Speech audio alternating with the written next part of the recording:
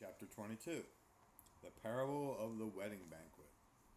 Jesus spoke to them again in parables, saying, "The kingdom of heaven is like a king who prepared a wedding banquet for his son.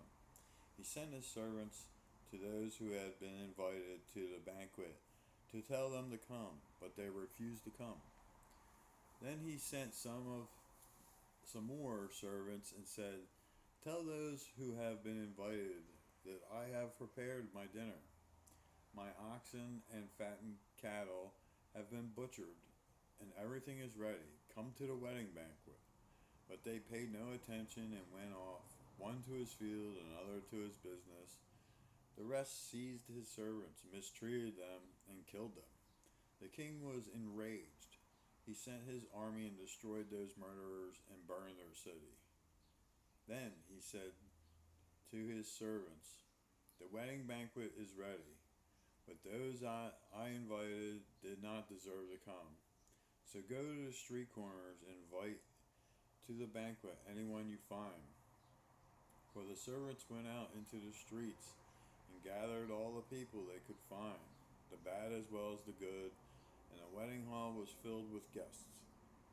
When the king came in to see the guests, he noticed a man there who was not wearing wedding clothes. He asked, 'How did you get in here without wedding clothes, friend?' The man was speechless. Then the king told the attendants, 'Tie him hand and foot and throw him outside into the darkness, where there will be weeping and gnashing of teeth. For many are invited, but few are chosen.'"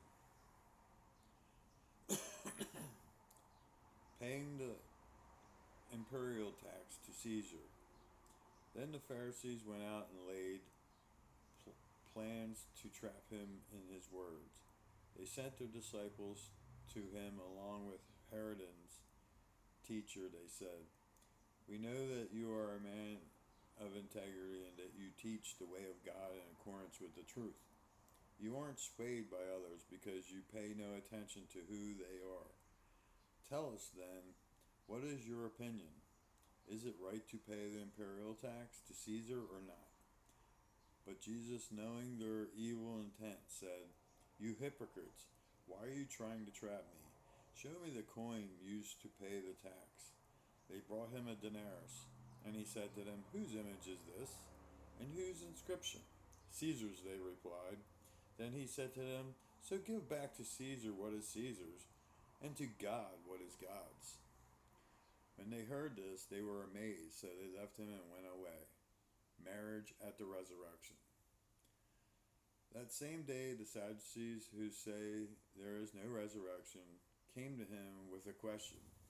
"Teacher," they said,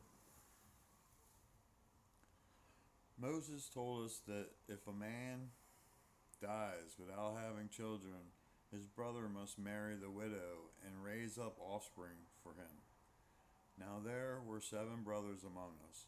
The first one married and died, and since he had no children, he left his wife for his brother.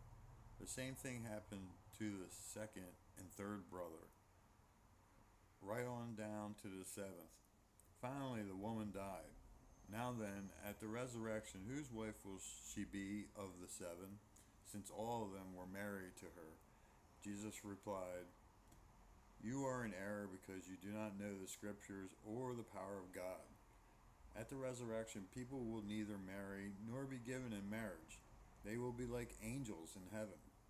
But about the resurrection of the dead, have you not read what God said to you? 'I am the God of Abraham, the God of Isaac, and the God of Jacob.' He is not the God of the dead, but of the living."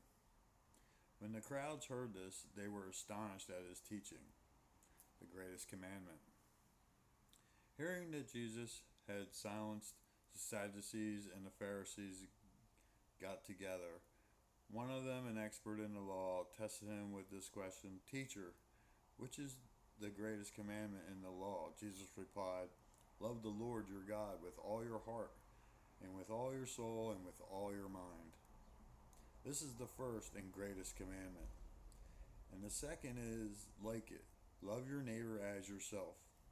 All the laws and the prophets hang on these 2 commandments. Whose son is the Messiah?" While the Pharisees were gathered together, Jesus asked them, "What do you think about the Messiah? Whose son is he?" "The son of David," they replied. He said to them, "How is it then that David, speaking by the Spirit, calls him Lord? For he says, 'The Lord said to my Lord, sit at my right hand until I put your enemies under your feet.' If then David calls him Lord, how can he be son?" No one could say a word in reply, and from that day on, no one dared to ask him any more questions. Matthew chapter 22.